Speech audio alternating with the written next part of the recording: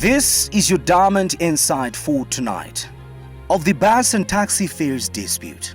Why should Zambians trust the monthly fuel pump price review model if bus and taxi owners can refuse to adjust downwards the transport fares in the aftermath of government directive?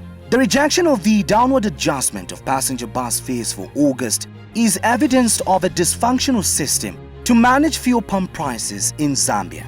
We say this because Zambians have gotten used to monthly adjustment of prices of commodities every time there is a review of fuel pump prices. The Energy Regulation Board would hold a press briefing at the end of every month to set the prices of petrol, diesel and kerosene per litre, and the cost price of production would then kick in either downwards or upwards.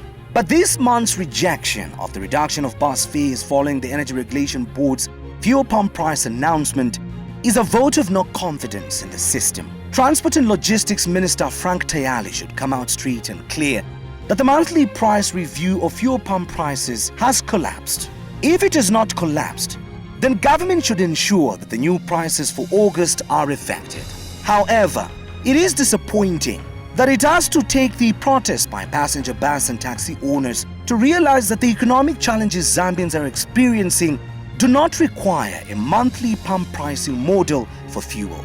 The passenger bus owners are arguing that it is impossible to reduce local routes by 5 kwacha and long-distance travel by 14%. The transporters say effecting this decision will result in some local town routes costing less than a kwacha, while long-distance travel in some places will attract less than 10 kwacha, which is a loss on their part. As stated, there is need to relook at this pricing mechanism as confirmed by Mr. Tayali when he addressed bus owners in Ndola. We say this because it will be difficult to trust the system if government backpedals on the implementation of the new reduced fare charges. If the bus crews have rejected the new charges, what makes government think they will ever do it again for a second time and a third? It is time a win-win mechanism was put into place to have a fair and just prices for every review of the cost of fuel is announced. Unless the idea is to discard all old habits, otherwise a 3 months review for fuel was just fine. Just because the monthly review of fuel pricing has worked in some neighboring countries or in Europe, this does not mean it would automatically work for Zambia.